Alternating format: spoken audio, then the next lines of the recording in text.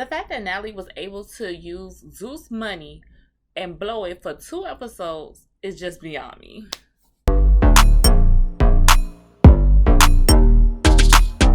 Hi guys, welcome back to the channel. It is me, your girl Bass B, and I am here with Bad Boys Season 2, episode basically 1 and 2. They did a audition special, which I was like, we could have really just did the Meet the Boys special that we used to do with Bad Girls Club after, like, what was it, like the 5th, 6th season? They decided to do the Meet the Girls before we actually had the show. We could have did that instead of wasting our time with this and wasting these guys' time doing this whole process that had no rhyme, no reason, no type of what are we looking for, nothing. It was just like, hey, let's bring out a bunch of boys, leave them in the heat for 15 hours before they're able to come in, audition, and then basically let them act like savage dogs and go at it. But let's go ahead and jump into it.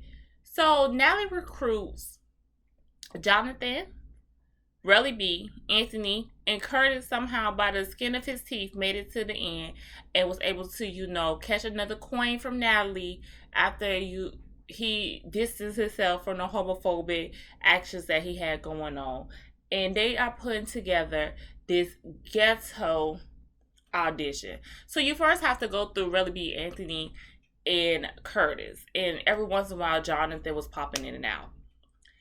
You did a 30-second stint on what makes you a bad boy, and between their 30-second stint fighting Relly, because somehow Relly gets into it with almost like 3 guys that's auditioning, not to mention the one guy who never made it to the auditioning process because y'all was getting into it, and then Jonathan had to knock him across the damn room to shut him up. We picked out enough people for Natalie to go ahead and put them on the main stage where her, Blueface, and Jonathan was going to pick who goes on to the next round to be officially put into the Bad Boys house. Now, why I say that, I feel they already know who they were putting in this house, and that we basically had these men sitting out here baking in the sun all this time. It's because who did we see pop across our screen? First of all, we saw Prince. Now, I don't know if y'all know Prince from Love and Hip Hop Miami. He was the club promoter. Then he was trying to be a rapper or a singer. Then he supposed to have like this, oh, is he gay moment with dang on, what's buddy name? Trina's cousin, Bobby Light. That's exactly who it was. He had like this whole moment like, oh, it's him and Bobby together because they're friends. They're really close, and Bobby's gay and we don't know about him. But he always seems to have like this little girlfriend around. That one. He's there. Then we have Shamar. Shamar is also here. Y'all might know who I'm talking about, but I always seen his videos on Facebook. Real physically challenged, ugly, just he's not attractive at all. But you see him making videos. He's basically a viral star. He's always with some dude, hugged up, showing off his outfit, fit check, all day with him. He's there. Q from Black Ink Crew is there. Remember Q? He was the gay guy, the different color hair. What's he on? I want to say it was New York. He was on New York. I think he might have only lasted for maybe a season and a half before he got kicked off because I guess he wasn't given. He was there. So I was like, okay.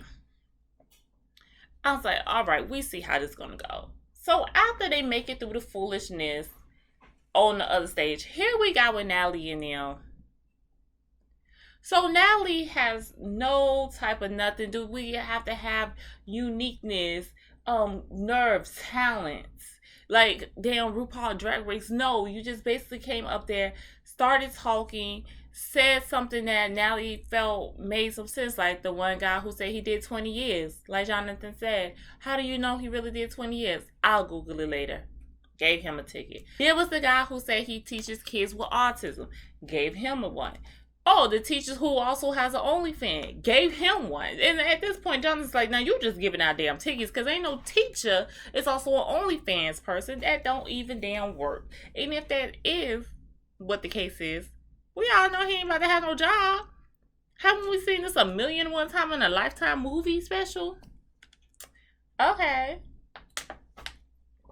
Tickets are just given out. A Blueface only recommendation was, are you gay or you straight? And depending on how you answer the question, not saying that you had to be straight for him to give you a card, but you basically had to have the confidence in whatever you stand in. That's how you got it. And of course, we all had to square up.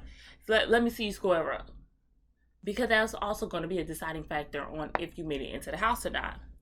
Jonathan, it really didn't seem like he had no reason, no rhyme about why he was letting people in.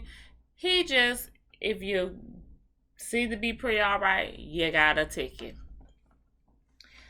It was just all over the place. It was all kind of guys. It was straight, it was gay, it was trans, it was drag queens, it was everything. I was like, what is going in the house? And then we had people in wheelchairs. We had people who are disabled. And don't get me wrong, do they deserve a chance? Could they be bad boys? Absolutely. But not on the channel. This is not the place. Zeus, y'all barely made it off the skin of y'all teeth with that whole Jocelyn situation. Please do not put these boys in these wheelchairs in this house. And y'all know y'all is slow about breaking up a fight or stopping some shit from happening. I would hate for y'all ass to get sued up. Baby, because I don't know how you going to get out of there if y'all get one of these boys in this wheelchair fucked up. That's not it. And then also because of the whole rolling race situation, I don't want to see somebody in a wheelchair on there popping their shit and we can't pop back with you. Understand my drift? It just does not work that way. It's going to make that person not want to do it. It's going to be an unfair balance. It's basically going to give us the whole roller race situation where we really want to pop this nigga in his face. But at the end of the day, like, I can't because he's in a freaking wheelchair. Please, let's save all the liability charges and everything. Put extra insurance on that house. We're not picking him. I'm sorry. That's executive decisions from me.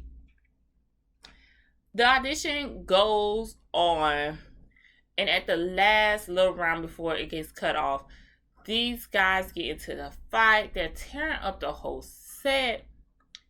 Lord, it is somebody had the nerve to pull the fire alarm system, which brought out the police, which made the hotel that they were at shut the whole thing down. But apparently, if you are interesting and wants to pick who you want to be in the house, you can go on Zeus Network's apparently their Instagram or social media platforms or whatever, and actually vote and decide who you want to be put into the house.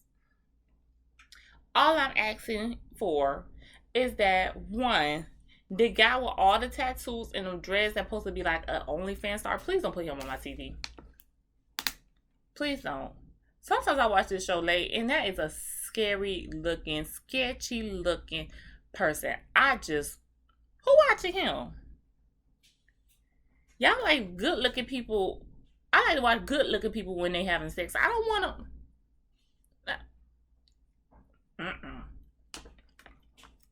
I'm trying to even see how he even got a ticket to go on to the next round. But he was eliminated the first time. Like, he's been eliminated 3 times. And somehow keeps coming back. Stalkerish. Anywho, that was pretty much those 2 episodes. Don't forget to like, comment, and subscribe to the channel. And until next time, and when I get baddies understood on how these fights just broke out of nowhere and the bus left them all behind, I'll be getting that video to you. But until next time, bye guys.